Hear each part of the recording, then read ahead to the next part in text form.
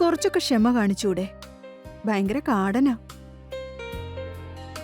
ഞാൻ ക്ഷമയില്ലാത്തവനൊന്നുമല്ല. പക്ഷെ നിന്നെ കാണുമ്പോ എനിക്കൊട്ടും പിടിച്ചു നിൽക്കാൻ പറ്റുന്നില്ല. അതുകൊണ്ടാ.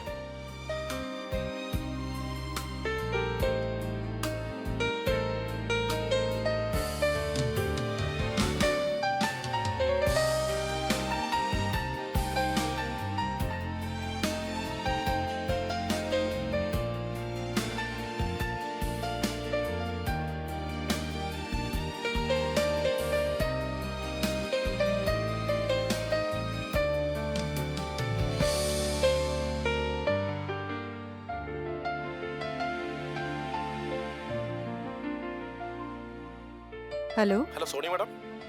ആ അതെ, നിങ്ങൾ ആരാണ്? നിങ്ങളുടെ ഭർത്താവിനൊരു ആക്സിഡന്റ് പറ്റി. എന്താ?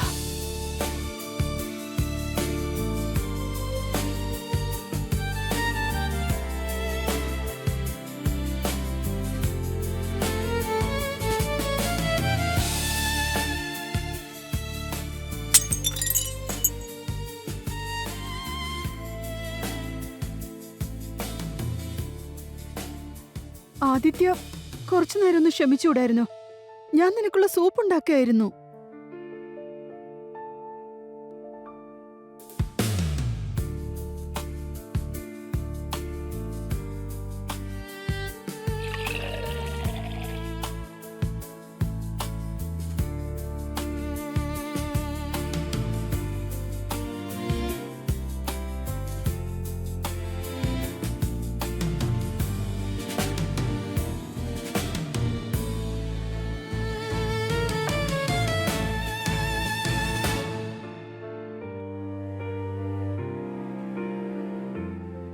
ആദിത്യ,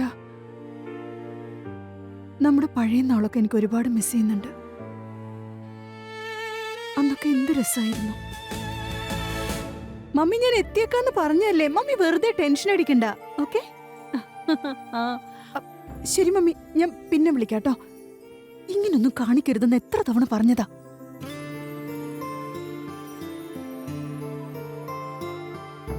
ഇതെന്താ ഇങ്ങനെ തുറച്ചു നോക്കുന്നേ? എന്നെ സോപ്പിടാൻ അത്രയ്ക്ക് എളുപ്പമല്ല മോനെ ആദിത്യ. അങ്ങനെ വളയുന്ന പെണ്ണൊന്നും അല്ല ഞാൻ. അത് ശരി. പിന്നെ മിസ് സോണിയ, ഞാനും അങ്ങനെ ആപ്പയൊപ്പിയൊന്നുമല്ല. പിന്നെ നിന്നെ വളയ്ക്കുന്ന കാര്യം, അത് നിന്നെ ഞാൻ പണ്ടേ വളച്ചതല്ലേ. ആണോ? എങ്കി പിന്നെ ഒന്നുകൂടെ ഒന്ന് ശ്രമിച്ചു നോക്ക്. അപ്പോ ഇത് നീ എന്നെ ഒന്ന് ചലഞ്ച് ചെയ്യാ അല്ലേ? അങ്ങനെയും വേണമെങ്കിൽ പറയാം. ചലഞ്ച് ആണെങ്കിൽ പിന്നെ തോക്കാൻ പാടില്ലല്ലോ.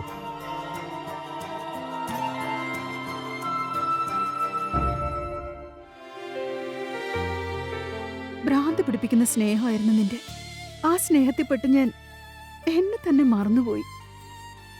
എന്ത് സന്തോഷമായിരുന്നൊക്കെ.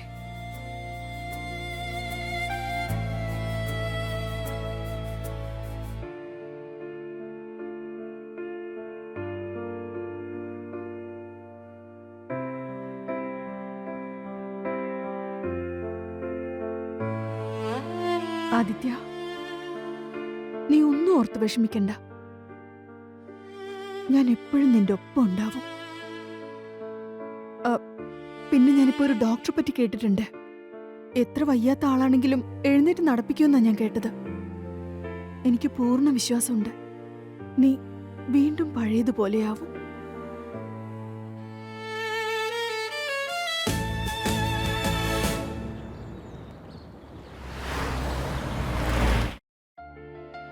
രണ്ടു വർഷം മുമ്പ് ഒരു ആക്സിഡന്റ് പറ്റിയതാ ഡോക്ടർ. അന്നു മുതൽ പൂർണ്ണമായിട്ടും തളർന്നിരിക്കുക, പാരലൈസ്ഡ് ആയിരിക്കുക.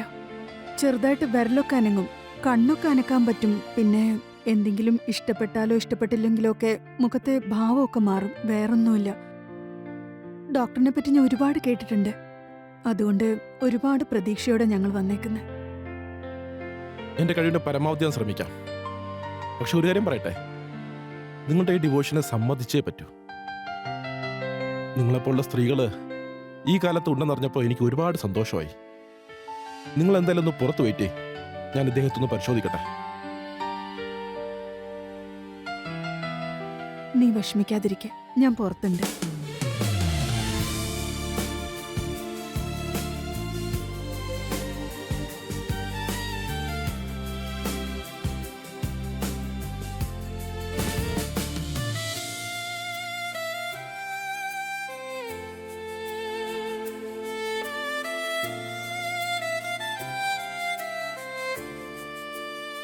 ഞാൻ കുറച്ച് മരുന്നൊക്കെ എഴുതിയിട്ടുണ്ട്. അതൊക്കെ വാങ്ങിച്ചിട്ട് കറക്റ്റ് സമയത്ത് തന്നെ കൊടുത്തേക്കണം. ബാക്കിയുള്ള ട്രീറ്റ്മെന്റിന് വേണ്ടിയിട്ട് നിങ്ങൾ അടുത്ത 3 മാസവും എല്ലാ ദിവസവും വരണം. ശരി.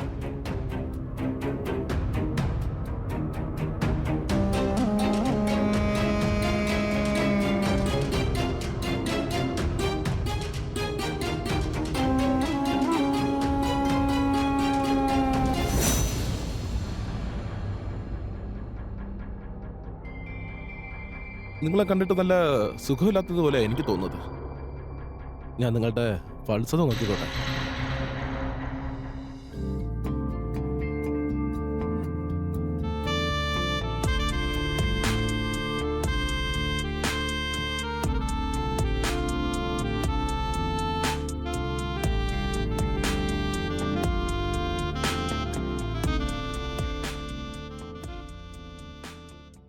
Come in.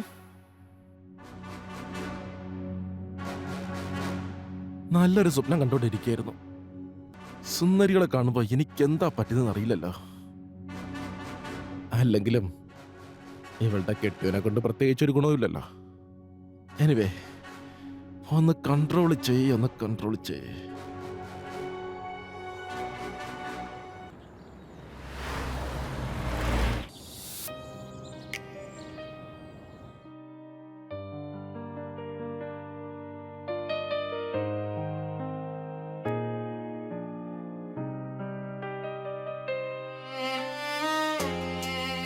ഇരുപത്തിനാല് മണിക്കൂർ ഇത് തന്നെ ജോലി. എന്റെ കാര്യം ശ്രദ്ധിക്കാൻ പോലും എനിക്ക് സമയം കിട്ടുന്നില്ല. പക്ഷെ ഒരു പ്രയോജനമില്ല. ഈ മരുന്നൊക്കെ ദിവസവും കഴിച്ചിട്ട് ഒരു പ്രയോജനം തോന്നില്ലേ? ഇങ്ങനെയാണെങ്കിൽ എനിക്ക് ഭ്രാന്ത് പിടിക്കും.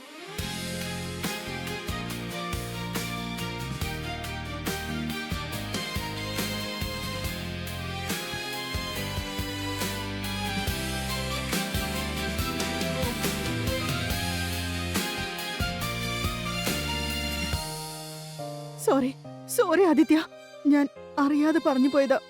എന്തിനാ, ഞാനും ഒരു മനുഷ്യ സ്ത്രീ തന്നെയല്ലേ.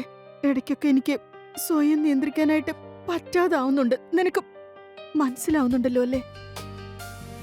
I am sorry.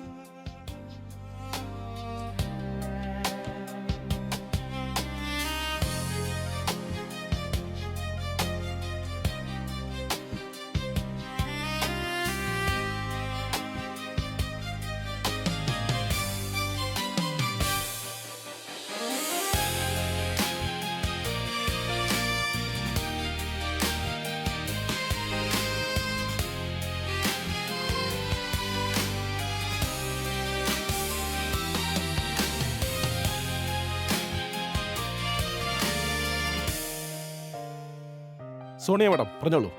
ഡോക്ടർ ഇപ്പോ 3 മാസം കഴിഞ്ഞില്ലേ? പക്ഷെ ഡോക്ടറിന്റെ മരുന്നുകൊണ്ട് എന്റെ ഹസ്ബൻഡിന് എന്തെങ്കിലും ഒരു എഫക്റ്റ് ഉണ്ടാവുന്നെന്ന് എനിക്ക് തോന്നുന്നില്ല. എനിക്കിപ്പോ തോന്നുന്നത് അവന്റെ ആരോഗ്യം ഒന്നുകൂടെ മോശമായെന്നാ. അതെ മാഡം, നിങ്ങൾ പേടിക്കാതിരിക്കേ. മരുന്നിന്റെ എഫക്റ്റ് ഒന്നും കാണുന്നില്ലായിരിക്കും. പക്ഷെ എന്റെ മനസ്സിലൊരു വഴി തോന്നുന്നുണ്ട്. ഇവിടുത്തെ തിരക്കൊക്കെ ഒന്ന് കഴിഞ്ഞിട്ട് ഞാൻ നിങ്ങളെ കാണാൻ വരാം.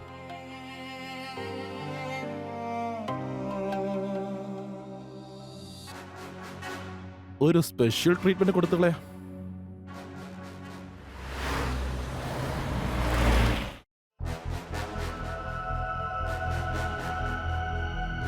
സോണിയ മാഡം, നമ്മളെല്ലാം ചെയ്തു നോക്കിയില്ലേ? എല്ലാ മാർഗങ്ങളും പരീക്ഷിച്ചു. ഇനി എൻ്റെ മനസ്സിൽ തോന്നുന്നൊരു വഴിയുണ്ട്. ചിലപ്പോൾ ഒരുപാട് മാറ്റങ്ങൾ വരുത്താൻ ഞാൻ പറയാൻ പോകുന്ന ഈ വഴിയെ കൊണ്ട് പറ്റിയേക്കാം. അതെന്ത് മാർഗമാ? എങ്ങനത്തെ ട്രീറ്റ്മെന്റാ? Shock treatment. പലപ്പോഴും കണ്ടിട്ടുള്ള ഒരു കാര്യമാണ്. ശരീരം പൂർണ്ണമായും വർക്ക് ചെയ്യാതിരിക്കുന്ന ഒരു പേഷ്യൻസിനും നിങ്ങളുടെ ഹസ്ബൻഡിനെ പോലെ ഒട്ടും അനങ്ങാൻ പറ്റാത്തവർ അവരുടെ കൺമുന്നിൽ വെച്ച് എന്തെങ്കിലും ഷോക്കിംഗ് ട്രീറ്റ്മെന്റ് നടന്നു കഴിഞ്ഞാൽ ആ ഷോക്കിങ്ങിലൂടെ അവർക്ക് ആ പാരാലിസിസിനെ ഓവർകം ചെയ്യാൻ പറ്റുന്നുണ്ട്. ഒരു വീൽ ചെയറിൽ അനങ്ങാൻ പറ്റാതെ കുറേ വർഷമായിരുന്നവർ ഒറ്റയടിക്ക് എഴുന്നേറ്റ് നിൽക്കുന്നത് കണ്ടിട്ടുണ്ട്. പിന്നെ ഞാൻ ഒരു കാര്യം പറയട്ടെ, എല്ലാം മനസ്സിന്റെ കളിയാ. ഒരുപാട് പേരുടെ അസുഖം ഞാൻ മാറ്റിയിട്ടുണ്ട് ഈ ഷോക്ക് ട്രീറ്റ്മെന്റിലൂടെ. എങ്കിൽ പിന്നെ നമ്മൾ വെച്ച് താമസിപ്പിക്കുന്ന എന്തിനാ ഡോക്ടർ? ഡോക്ടർ പറഞ്ഞാൽ മതി, നമുക്ക് ട്രീറ്റ്മെന്റ് തുടങ്ങാം. അത് സോണി മാഡം, ഞാൻ ചികിത്സയൊക്കെ തുടങ്ങാം. പക്ഷെ അതിന് നിങ്ങളും കൂടെ സഹായിക്കണം. സഹായോ? ഞാനെന്ത് സഹായം ചെയ്യാനാ? ഇക്കാര്യത്തില് നിങ്ങൾക്ക് സഹായിക്കാൻ പറ്റൂ. എങ്കില് ഡോക്ടർ പറഞ്ഞാൽ മതി. ഡോക്ടർ പറയുന്ന പോലെ ഞാൻ ചെയ്തോളാം. അത് മതി. പക്ഷെ പ്രശ്നം എന്താന്ന് വെച്ചാ നിങ്ങളോട് പറയാൻ തന്നെ എനിക്ക് മടി തോന്നുന്നുണ്ട്. ആദിത്യന്റെ അസുഖം മാറാൻ വേണ്ടി ഞാൻ എന്തും ചെയ്യും. ഡോക്ടർ പറഞ്ഞാൽ മതി. ഞാൻ എന്താ ചെയ്യണ്ടേ? നിങ്ങൾക്ക് വലിയൊരു മനസ്സുണ്ട്. ഒരു കാര്യത്തിന് ഉത്തരം പറയാമോ? നിങ്ങളെ ആരെങ്കിലും നിങ്ങളുടെ ഭർത്താവിനെ മുന്നിൽ വെച്ച് ഉപദ്രവിക്കാൻ ശ്രമിച്ചാലോ, ഏതെങ്കിലും രീതിയിൽ ബലപ്രയോഗം നടത്താൻ ശ്രമിച്ചാലോ, അത് നിങ്ങളുടെ ഭർത്താവിനെ സഹിക്കാൻ പറ്റുമോ? ഒരിക്കലുമില്ല. ആദിത്യന് അസുഖമില്ലായിരുന്നെങ്കിൽ അങ്ങനെ ചെയ്യുന്ന ആളെ ആദിത്യം കൊന്നു കളഞ്ഞേനെ. അത് ശരിയാണ്. ഞാനും അത് തന്നെ ആലോചിച്ചേ. അയാളുടെ മുന്നിൽ വെച്ച് നിങ്ങളോട് ആരെങ്കിലും മോശമായിട്ട് പെരുമാറിയല്ല, അത് അയാൾക്ക് സഹിക്കാൻ പറ്റില്ല. സോ നമ്മൾ രണ്ടുപേരും കൂടി ഒരു നാടകം കളിക്കണം. നിങ്ങളോട് ഞാൻ മോശമായിട്ട് പെരുമാറുന്നത് പോലെ. ആ കാര്യം അയാൾക്കൊരു വലിയ ഷോക്കായിരിക്കും. ചിലപ്പോൾ അയാൾക്ക് ഈ ഒരു ഷോക്ക് കൊണ്ട് തന്നെ വലിയൊരു മാറ്റം തന്നെ ഉണ്ടായേക്കാം. എനിക്ക് മനസ്സിലായി. ഞാൻ റെഡിയാണ്. പക്ഷേ ആരാ എന്നോട് അങ്ങനെയൊക്കെ ചെയ്യാ? ഞാൻ അതിൽ നിങ്ങൾക്ക് വിരോധമൊന്നും ഇല്ലെങ്കിൽ. എനിക്ക് വിരോധം ഉണ്ടാവുന്ന എന്തിനാ? ശരി, എന്നാൽ നമുക്ക് ചികിത്സ തുടങ്ങാം. പിന്നെ നിങ്ങളിതിൽ മോശമൊന്നും വിചാരിക്കരുത്. ഏയ് ഇല്ല. ഡോക്ടറുടെ ജോലി തുടങ്ങിക്കോളൂ. All the best. ഡോക്ടർ വരും. ശരി.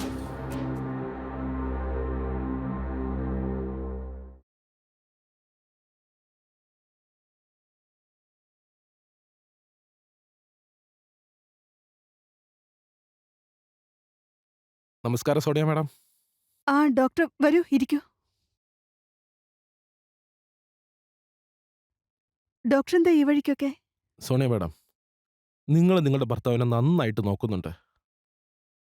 അത് നല്ല കാര്യം തന്നെയാണ്. പക്ഷേ നിങ്ങൾക്ക് നിങ്ങളുടെ കാര്യം കൂടി നോക്കിക്കൂടെ? എന്നുവെച്ചാ? നിങ്ങൾക്കും ആഗ്രഹങ്ങളൊക്കെ ഉണ്ടാവൂലേ? ഭർത്താവിനെ കൊണ്ട് ഇനി എന്തായാലും ഒന്നിനും കൊള്ളില്ല. അപ്പോൾ നിങ്ങളുടെ കാര്യം ശ്രദ്ധിക്കാനും ഇനി ആരെങ്കിലുമൊക്കെ വേണ്ടേ? നിങ്ങളുടെ കാര്യത്തിൽ എനിക്ക് നല്ല വിഷമമുണ്ട്. ഡോക്ടർ എന്തായി കാണിക്കുന്നേ? അല്ല, ഞാനിപ്പോൾ പറഞ്ഞതല്ലേ, നിങ്ങൾക്ക് വേണ്ടത് തരാനാണ് ഞാൻ ശ്രമിക്കുന്നത്.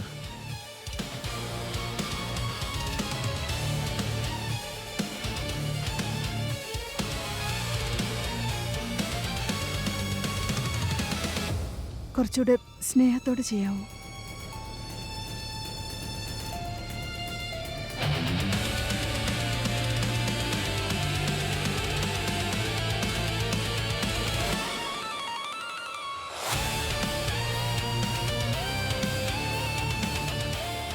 അകത്തേക്ക് പോയാലോ?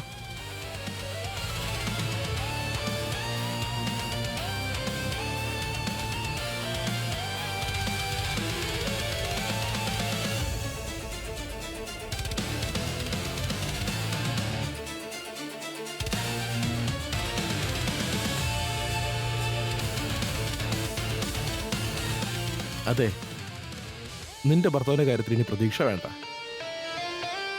ഇപ്പൊ ഇവിടെ നിന്റെ ഭർത്താവിനല്ല, നിനക്കാണ് ട്രീറ്റ്മെന്റ് വേണ്ടത്.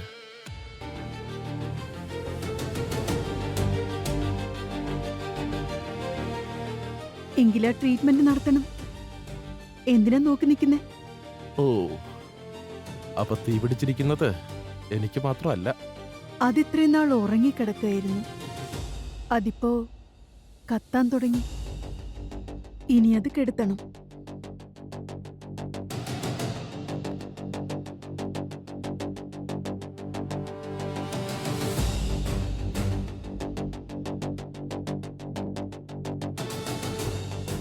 കുറച്ചുകൂടി ഒന്ന് ക്ഷമിക്കും മോളെ.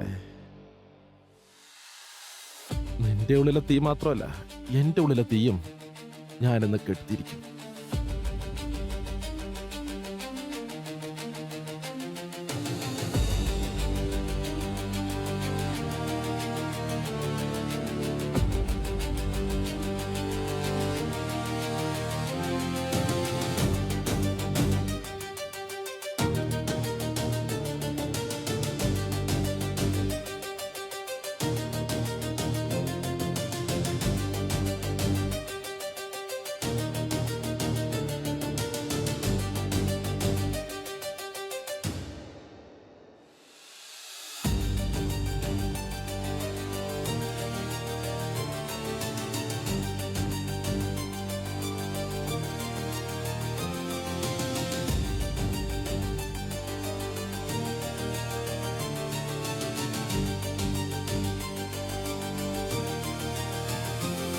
ഇതെന്തായി കാണിക്കുന്നേ? ഇതൊക്കെ തന്റെ ഭർത്താവിന് ഒരിക്കലും ചെയ്യാൻ പറ്റില്ല. ഈ ഡോക്ടർ ഭയങ്കര കാടനാണല്ലോ. കാര്യം ഞാനൊരു ഡോക്ടർ ആയിരുന്നാലും നിന്നെ കാണുമ്പോൾ ഞാനൊരു കാടനായിട്ട് അങ്ങ് മാറുക. അയ്യോ വീട് ശരിക്കും കാടൻ തന്നെ.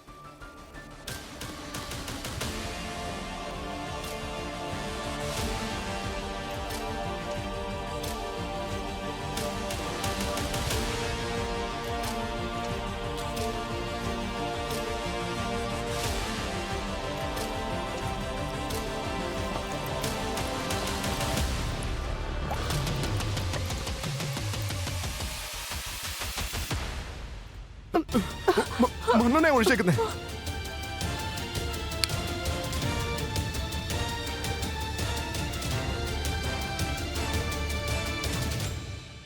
ഇവിടുന്ന് അനങ്ങിക്കഴിഞ്ഞ രണ്ടിനെയും ഞാൻ ഉറപ്പായും കത്തിച്ചു കളയും. സോണിയ, നീ എന്റെ അസുഖം മാറിയത് അവസാനമായിട്ട് കണ്ടോ? ആദിത്യ, നീ നീ പഴയ പോലെയായി. പ്ലീസ്, നീ എന്നോട് ക്ഷമിക്കണം. എനിക്ക് തെറ്റ് പറ്റിയതാ. ഈ ഡോക്ടറുടെ വാക്ക് കേട്ടിട്ടാ ഞാൻ ഇങ്ങനെയൊക്കെ ചെയ്ത. ഏയ്, നീ എന്തായി പറയുന്നേ? ഇപ്പൊ ഇതൊക്കെ എന്റെ കുറ്റായോ? ദാ, മിണ്ടരുത്. നീ എന്നെ ഒരുപാട് നോക്കിയതാ സോണിയ, അതിന് താങ്ക്സ് ഉണ്ട്. പക്ഷെ ഇതൊന്നും എനിക്ക് സഹിക്കാൻ പറ്റില്ല. അല്ല, ഇത് നിന്റെ ട്രീറ്റ്മെന്റിന്റെ ഭാഗമായിരുന്നു.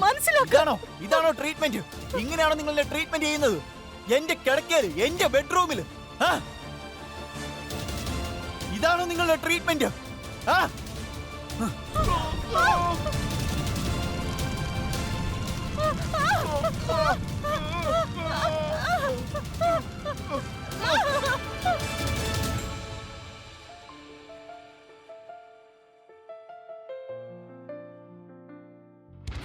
എനിക്ക് അനങ്ങാൻ പോലും പറ്റില്ലല്ലോ.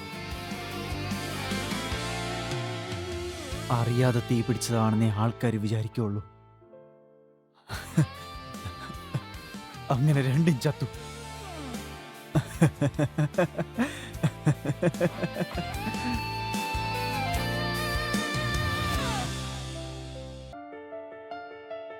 നിങ്ങളുടെ അവസ്ഥ എനിക്ക് മനസ്സിലാവും മിസ്റ്റർ ആദിത്യ.